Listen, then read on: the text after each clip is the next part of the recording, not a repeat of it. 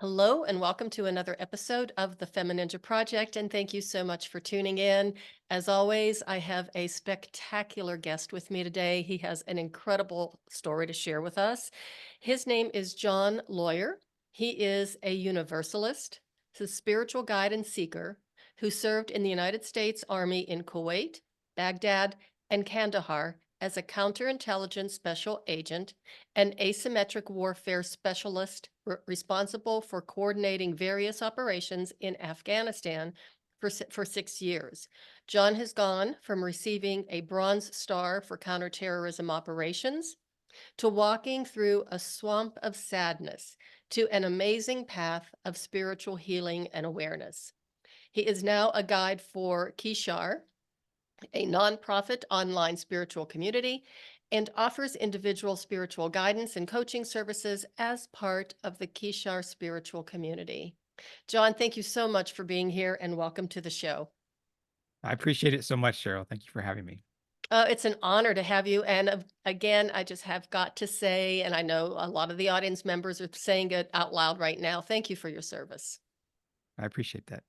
Well, we appreciate you and everything that all of the soldiers and our veterans have done for our country. So, how do you go from being this incredibly sophisticated, soldier, warrior, defender of our country, doing things in like really scary places to becoming this spiritual healer? So, start from the very beginning, wherever it is for you. Okay. It was a long road for sure. I, after high school, I knew I didn't want to go to college. So, and I'd always wanted to do something in the intelligence community. So I joined the Army straight out of high school, and that would have been in 2000. It was about a year before 9/11. Wow. And by the time I got done with my training and basic training, my counterintelligence job training and all that, I got to my first permanent duty station in Georgia about 6 months before 9/11, I guess. Hmm. And so I was a 5 year enlistment for me. And so once the war kicked off, I would spend about 2.5 years in Kuwait as a soldier. Uh, that was half my enlistment. And I was there supporting troops in Afghanistan. I was there for the invasion of Iraq, and we invaded Iraq from Kuwait. Hmm. And it was an interesting job. I got to live on the economy for part time. I worked at the embassy quite a bit and got to meet. I got to go wear civilian clothes, go out and meet people, talk to people. Hmm. So that was interesting. And then after the army, I continued to do the same job as a civilian working for the government. And uh, I didn't know if I was going to go back to the States and work in Washington, D.C. and fight traffic twice a day and work in a cubicle doing intelligence stuff. But I decided to just keep doing the overseas stuff. And my wife and I, she did this similar job to me. And so we decided to keep doing it. We went to Baghdad, Iraq for 18 months and then came home for a while. And then we ended up in Afghanistan for 6.5 years consecutively. Wow. So that was probably everything I have formative experiences throughout that time because out of the first 15 years of my young adult life, I spent 11 or 12 of those years overseas in combat zones. But Afghanistan was my longest um, kind of tour, And your wife and was with you at the time? she was with me all but 2 or 3 of those years. Wow. Yeah. Working side by side. I mean, we worked in the same office. We worked, Hmm. doing like the same thing. So we've pretty much spent 24 hours a day, 7 days a week together for 20 years almost. Wow. Well, congratulations. Thanks. Uh, and so after those 15 years, you know, we had been working 110 hours a week for years on end. And I was completely dedicated to the mission. I believed in what we were doing, especially at first. I was kind of idealistic. And then the Mhm. longer you're in the military industrial complex, I think the more you see there's politics. All war is politics in the end, probably. It's political. And then you see the enemy is not necessarily the enemy all the time. You see the Mhm. civilians in the middle are getting damaged. And the machine's not just hurting the enemy and not just hurting civilians, but it's hurting us, right? Like it's Mhm. hurting the people that are in the machine. So Mhm.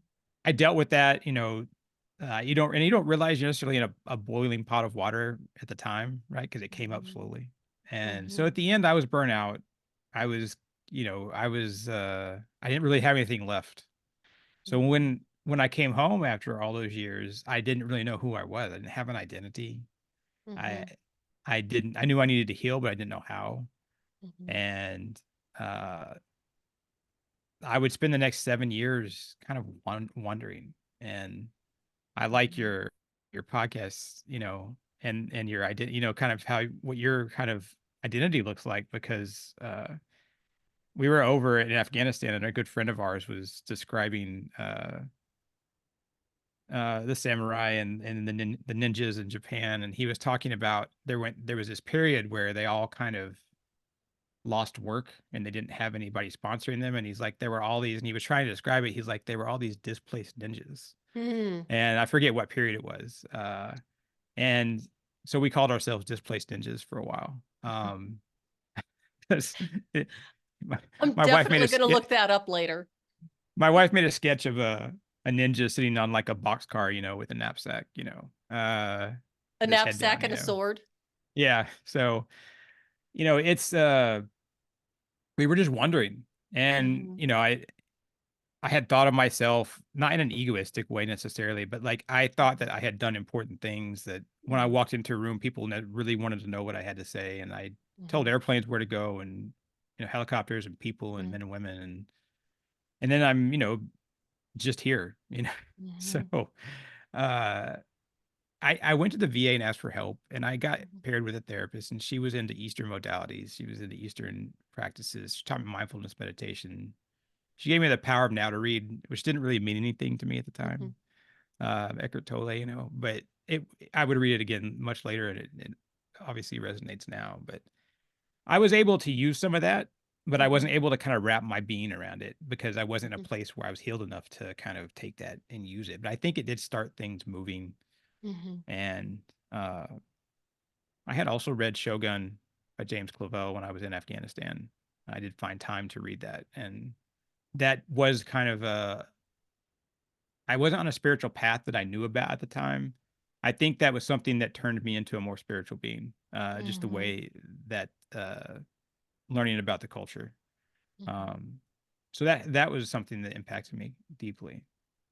So during the 7 years, like I said, I towards the end of those 7 years, I finally got to a point where, yeah, I'm like, I'm too attached to all this stuff. So I kind of let go a bit. I kind of surrendered. It wasn't a spiritual thing to me at the time. I think it was spiritual, but I didn't know it. Mhm. And that was really meaningful. And then about 2 years ago now, a little over 2 years, almost 2.5 years now, I had kind of this moment of clarity or understanding, Mhm. and some people call it awakening. And Mhm. the world made sense. The universe. I felt this universal oneness with everything, that we're all connected. I felt like, regardless of religion or spiritual Mhm. philosophy or whatever, that we're all saying the same thing, Mhm. and that we should all have better conversations and be more united, even if we believe different things, talking to each other. Mhm. And that changed my life. And I started our nonprofit spiritual community, and have been working on that ever since. Mhm. And here I am talking to you today. So that's kind of the cliff notes. Great story. And yeah, I love the Cliff Notes. So then now the Kishar spiritual community, is that something that you created yourself or? Yeah, I founded it with my wife and another friend of ours who she grew up in the Balkans. She's Bosnian. She's a Mhm. Bosnian Serb, and Mhm. she Wow. we met her in Afghanistan. So she grew up in war as a kid, and then came to Afghanistan for job opportunities and worked with the British Mhm. Army, Mhm. and we got to know her there, and so she's also a co-founder. Mhm. So one of the things I just wanted to mention, and I mean, it's so prevalent, and unfortunately, I don't think it gets enough attention, is how disconnected our veterans are when they come back from either being overseas or just being in the military. And now here they are as civilians, and they are, like you said, the displaced ninjas. You're kind of lost because you lose part of your identity. Yeah, and I think one thing that, there's a lost youth aspect to war, right? Like you Hmm. you lose your youth. And for me, I was in it for so long that I joined right out of high school. And I was Hmm. kind of an old soul. I was pretty mature, but at the same time, I never really grew up because I didn't have Hmm. to grow up because I, I'm doing this really specific job, this really specific mission every day for Mhm. 15 years. I don't ever really have an opportunity, I don't, to be like a normal person. And Mhm. so you get done with it all and you're like, oh, I've never grown up. I don't really know how to be an adult. I really don't know how to be in Mhm. society. Um, Mhm. so yeah, and you're lost because you're addicted to war. People don't talk, Mhm. soldiers don't talk about that a lot. Some do. Sebastian Younger he's written about it and talked about it. Mhm. The guy that wrote Perfect Storm, he's also written some other great books. And Mhm. um, he spent 18 months as a writer over in Afghanistan at a fire base. And he Wow. talks about himself as a civilian being addicted to war. You get Mhm. addicted to the getting rocketed or getting shot at or Mhm. um And that yeah. sounds really crazy, and I'm sure everybody's kinda shaking their heads right now going, how can that happen?" But I can see how that happens because this is what you're living, and you must get that adrenaline rush, even though it's a danger zone. When things are happening, it's definitely that level of excitement almost that kind of you get used to and almost expect. Is that um, Yeah, yeah, right? absolutely. Yeah, even to the extent like if I hear a helicopter now, Hmm. I like that sound. Like I really love the sound of helicopters. Hmm. Because I was around them all the time. Flying, they were Hmm. always flying around. Hmm. And I lived on an air base for 6.5 years in Kandahar, in Kandahar Airfield, and jets are taking off all the time. And at the time, it was the busiest runway on planet Earth, I think. And you know, so yeah, you get used to the sounds of war and the feelings of Hmm. it, and yeah, you get attacked, and then that you have this rush of adrenaline, a rocket Hmm. attack or a complex attack or a truck bomb goes off or whatever, and then you get keyed into that. It's just like performance athletes or Hmm. extreme sports guys like and Hmm. gals that go out and jump out of Hmm. planes or Hmm. snowboard down mountains or Hmm. whatever it is. It's the same Rush. concept. Yeah. Well, and it's even like as first responders too experience the Hmm. same thing. I worked in the medical field for, Yes. well, 40 years. Ugh. But I still remember, I was a respiratory therapist and a critical care specialist in my first career path. And, you get I don't want to say addicted, but you could hear that, blue alert Yeah. or code blue or, core zero, and boom, that rush of adrenaline, and you're running and the whole team is there and you're working together. And, once you get used to it, I mean, I was pretty young when I started, but it's definitely an experience of bonding and Right. doing something with purpose and having Yeah, exactly. It's some an extreme importance. focus. Yeah, it's an Right. extreme focus too. Yeah, and yeah, that's a cumulative thing that Hmm. it not only affects you mentally, and I think people think that soldiers are all mentally wounded, and a lot of them are, and Hmm. I was as well. But it like rewires the physiological makeup of your brain, with Hmm. the amygdala and different parts of your brain, and so you have an actual physiological change to how you respond to the world. Mhm, And mhm, that's kind of mental health related, but it's also physiological, physical health as mhm, well. So I think that's an misunderstood mhm. aspect of people who are in traumatic situations. And I don't think, like you said, you're a healthcare provider and first responder type stuff. There's no trauma that's better or worse than either type of trauma, right? Right. Everybody, there's all kinds of jobs out there that have uh, Mhm, similar kind of makeup. mhm. And what you were just describing with the brain, and I'm so happy that you brought that up because basically that is the principle of neuroplasticity and neurology, Yeah. that our brains and our nervous system is incredibly plastic and Right. malleable. And, you get used to what you see every day, what you hear every day. And it's almost like a coping mechanism, but you hear those same things, the same scenarios over and over again, and you just adapt to it. That's right. But then Absolutely. coming back to civilian life or a air quote normal life, trying to undo that is really It's challenging.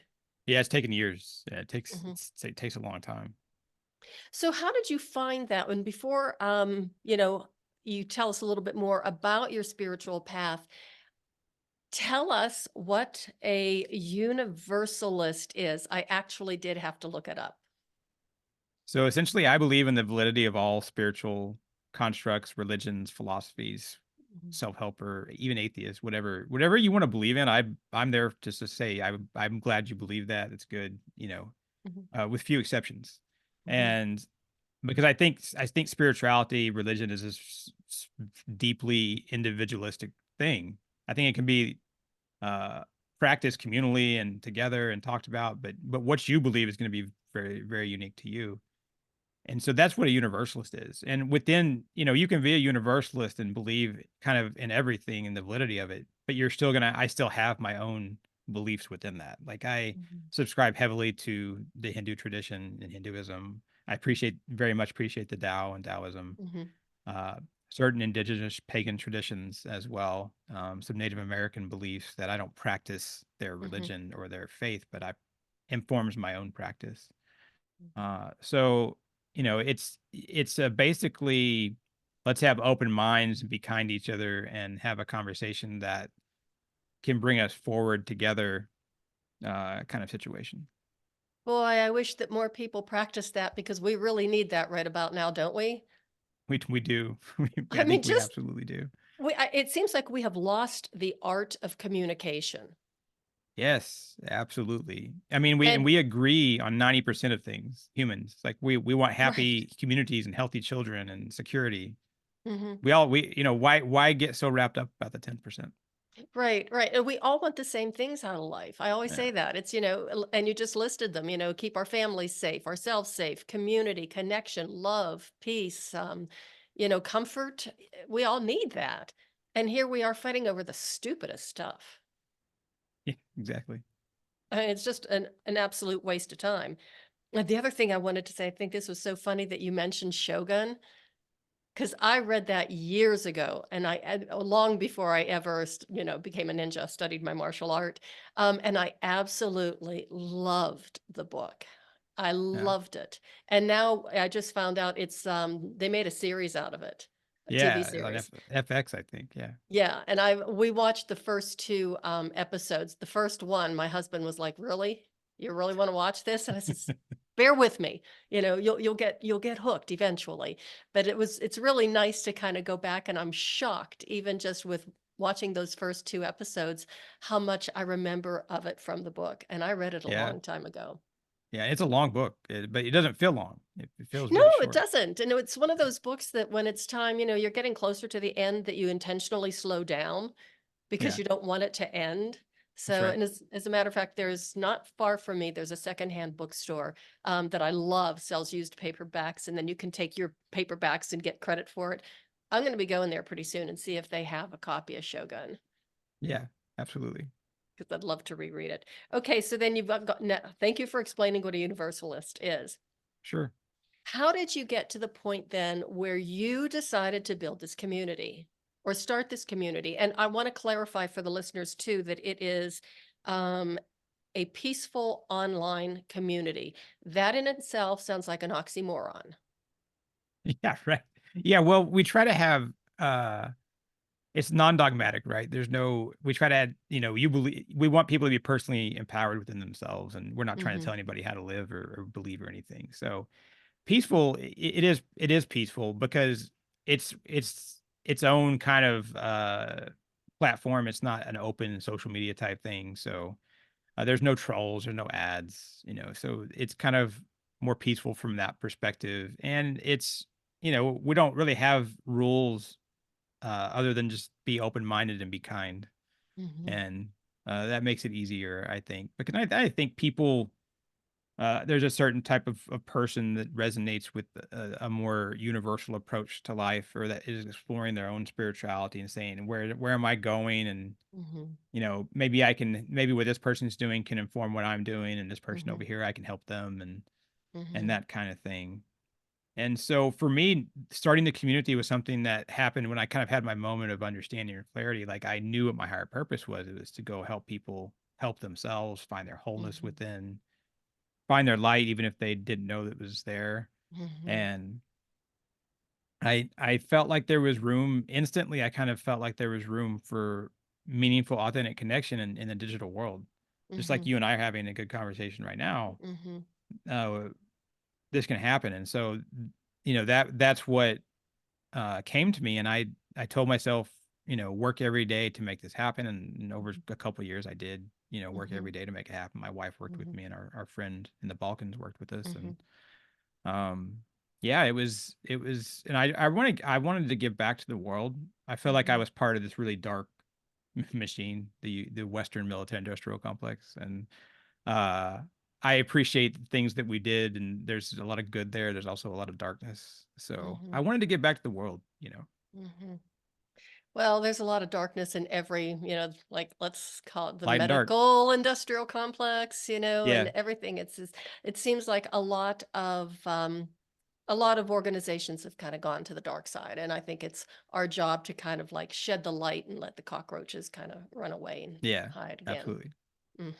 So now, this is probably going to be a silly question. I'd look this up too. What is Dharma? So Dharma in the Hindu sense, really, because there's the Buddhist sense as well, but more in the Hindu sense, Dharma, really, it's like it's your higher purpose. Like, what are you Hmm. meant to do in this world that this reality that we're all sharing together? It's probably going to be unique to you. It Hmm. can change throughout your life, and it really goes into every day. What is it that you're meant to do? And some people have an essence of that. Some people know exactly what it is. Some people probably have not thought about it, or have no idea. Hmm. And so I feel like our dharma is actually critical to us living a kind of an aligned life with mind, body, soul, and like being happy in ourselves and being content and peaceful within ourselves. How do people come to that awareness of what their purpose is? I mean, I'm sure there are There's a lot of people that go their entire lives and have no clue.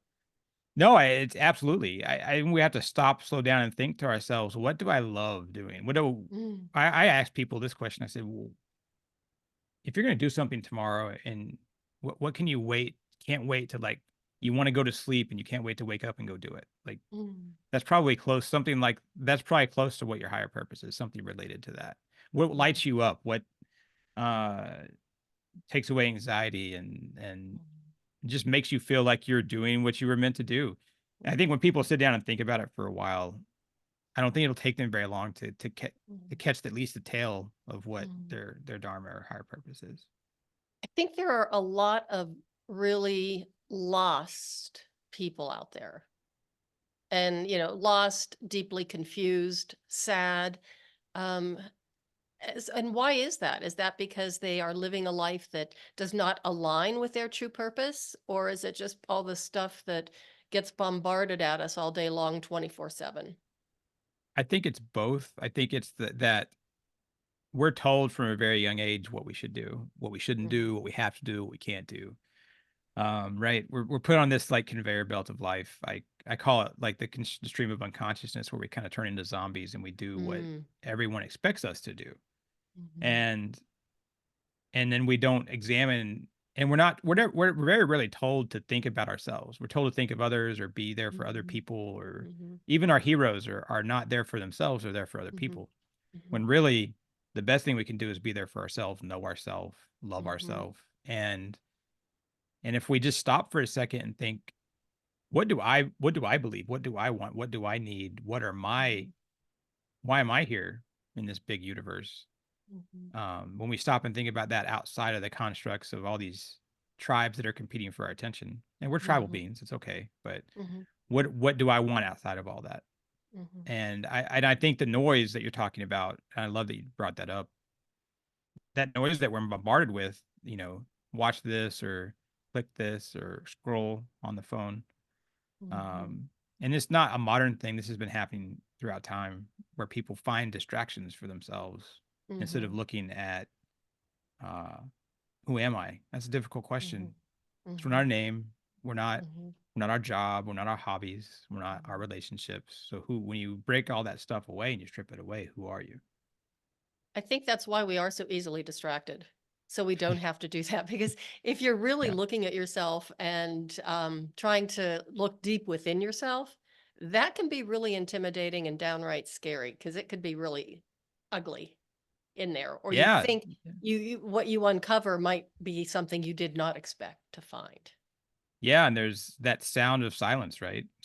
Like Hmm. Simon and Garfunkel sang about, it's that, uh, there's, there is a darkness to it. And I think when it comes to light and dark, we get to choose where we put our gaze on Mhm. the dark or the light. I think we're probably the balance that walks in between, but Mhm. we decide where our attention goes.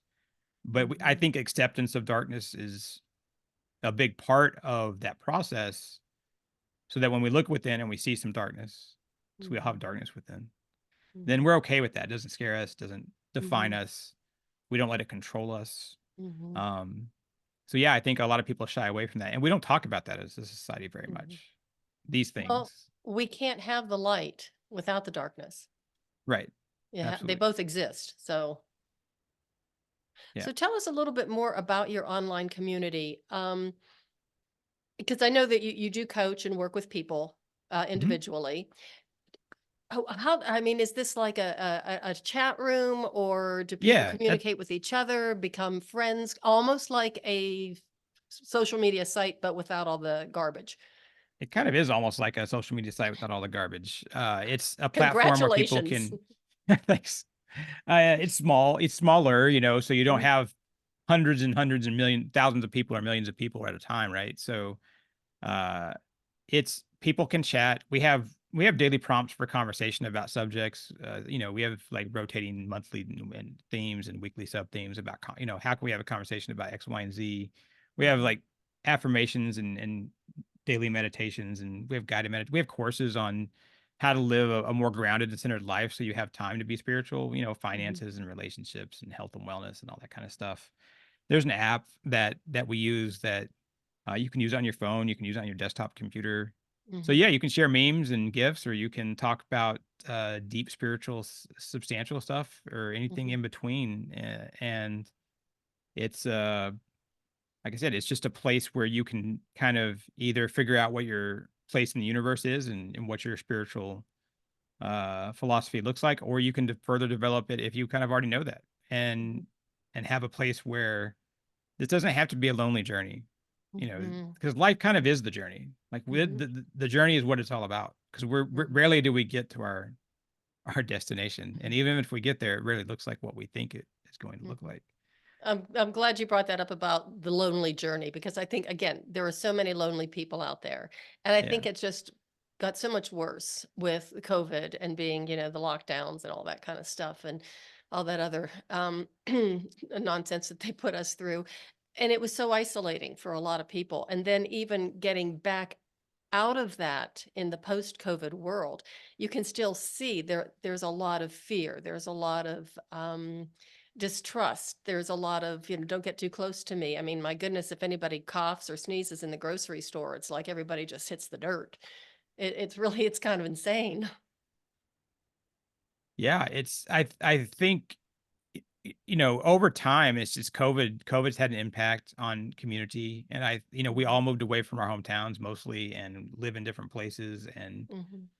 I think our sense of community isn't what it can be. And in the digital world, there's all this stuff that can take our attention, but there's also all this stuff that's great. It can help us talk to each other. It can help us, we Mhm. have the sum of all human knowledge in our palm of our hand. Mhm. It's pretty pretty Mhm. amazing thing. So Mhm. there's all this opportunity to have connection. We just have to use it in a way that is kind of intentional and aware, and not in like oh, I have to do this, but like, oh no, I Mhm. get to do this. Mhm.